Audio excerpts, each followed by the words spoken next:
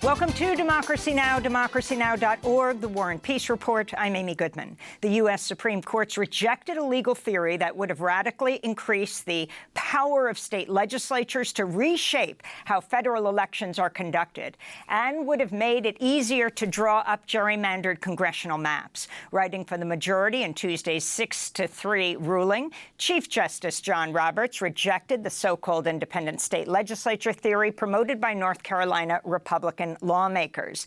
The decision comes as the Supreme Court is poised to deliver major rulings on affirmative action and the fate of President Biden's student debt relief. We'll have more on this week's blockbuster cases at the Supreme Court after headlines. In climate news, smoke from unprecedented Canadian wildfires darkened skies over much of the Midwestern United States Tuesday, triggering very unhealthy air quality warnings in Chicago, Detroit, and Milwaukee.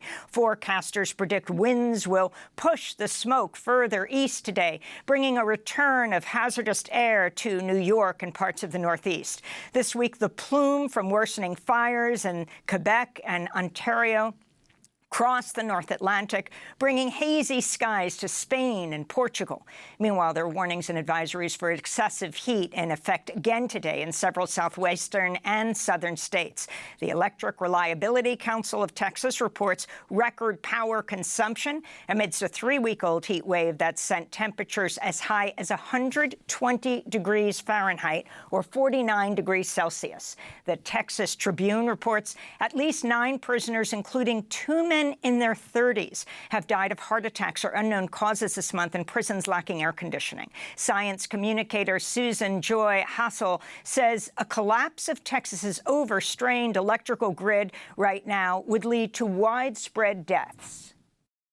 The Texas grid appears to be very vulnerable to a heat event like this because it doesn't have the capacity to bring in power from other places. And this heat dome is really expanding. You know, they say 50 million people are already exposed to dangerous heat by this heat dome.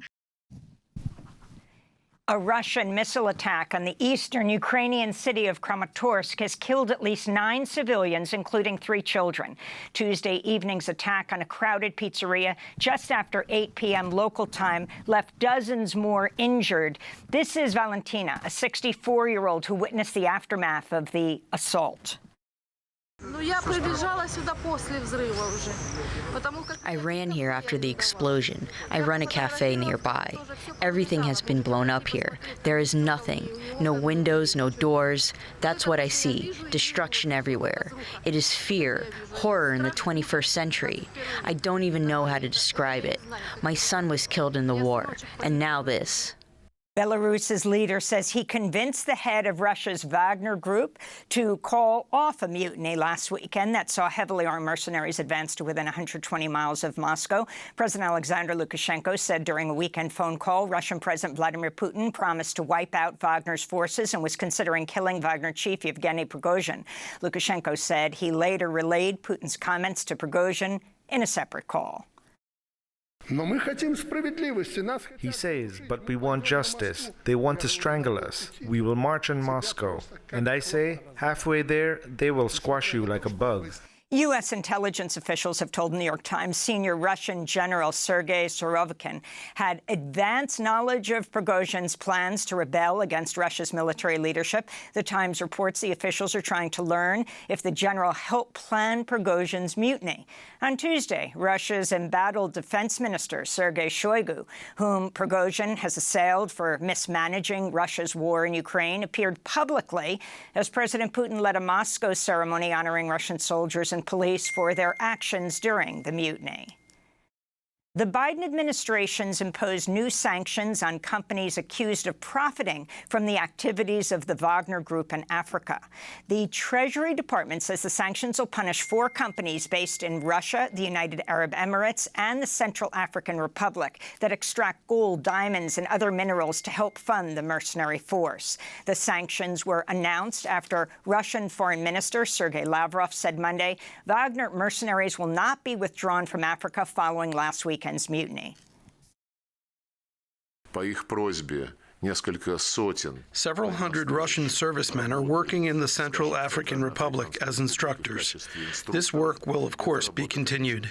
In Sierra Leone, President Julius Maada Bio has won re-election following a tense presidential contest over the weekend that was marred by police violence. He narrowly escaped a runoff election, securing over 55% of the vote needed to declare victory. His main opponent, Samura Kamara of the All People's Congress, has rejected official results. He said on social media, quote, "It's a sad day for our beloved country. It's a frontal attack on our fledgling democracy."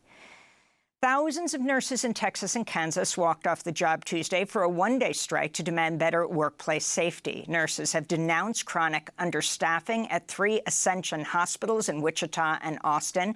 It was the largest nurses' strike in Texas and Kansas history. This is Natasha Gosek, a neonatal intensive care unit nurse who's worked at Ascension Seton Medical Center in Austin for 14 years. I know a lot of coworkers and a lot of new nurses, their first thing to do when they get in their car after a 14-hour shift is they just cry and release all of the previous 14 hours so that they can compose themselves to go home to their families and not carry that with them as best as they can. Because they know that they've been called to this profession, they've been driven to this profession to take care of babies, to take care of families, and they're not able to do that. Here in New York, serious misconduct and neglect by guards at a city federal jail are what led to serial pedophile Jeffrey Epstein's death by suicide in 2019. That's according to a years-long investigation by the Justice Department, which released a 120-page report Tuesday accusing officials at the now-shuttered MCC, Metropolitan Correctional Center, of creating an environment that allowed Epstein the opportunity to hang himself. DOJ Inspector General Michael Horowitz detailed the findings Tuesday. Had Epstein's cell been searched as required, it would have revealed that Epstein had excess prison blankets, linens, and clothing in his cell.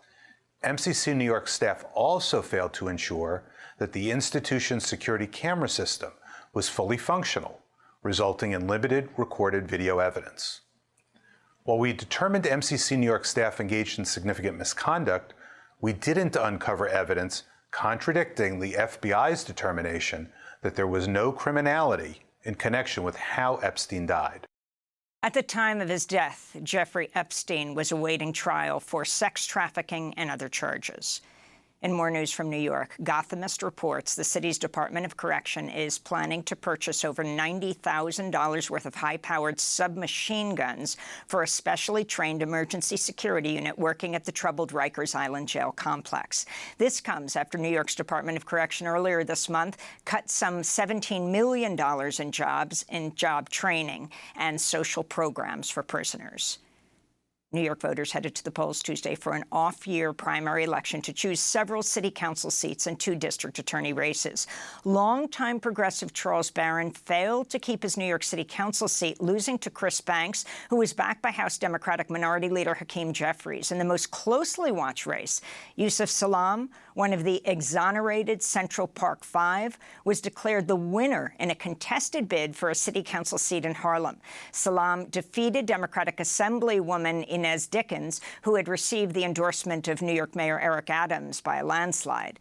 Salaam was one of 5 Black and Latinx teenagers wrongfully convicted of the 1989 beating and rape of a white woman. He spent 7 years in jail. Yusuf Salaam has said he will overhaul New York City's criminal legal system, end mass incarceration, and help bring about police reform. To see our 2016 interview with Yusuf Salaam, go to democracynow.org. And in Manhattan, public housing tenants rallied on Tuesday to demand the city halt its controversial $1.5 billion plan to demolish 2 public housing complexes and replace them with new high-rise apartments. Officials say the plan to tear down the Fulton and Chelsea Elliott houses is more cost-effective than repairing the apartments. But tenants argue the demolition will drive further privatization, gentrification, and displacement. Some tenants opposed to the demolition reported they were turned away by city authorities Tuesday as they tried to attend a resident engagement meeting. This is George Weaver, a Fulton tenant since 1993. We got to a mental crisis. We got a homeless crisis. Look at it. It's going to get worse if we tear down public housing. We're going to have people sleeping in the streets all over. And it's not just happening in New York. It's happening all across America. You see what happened in Chicago in the last mayor's race. That was a proven point. Eric Adams has to listen to us. In the halls of government, it says of the people, by the people, for the people. It doesn't say of the government, of the developer, by the developer, and for the developer. Democracy Now!'s Sanji Lopez, thank you for that report. And those are some of the headlines. This is Democracy Now!, democracynow.org, The War and Peace Report. I'm Amy Goodman in New York with Juan Gonzalez in Chicago. Hi, Juan. Hi, Amy, and welcome to all of our listeners and viewers across the country and around the world.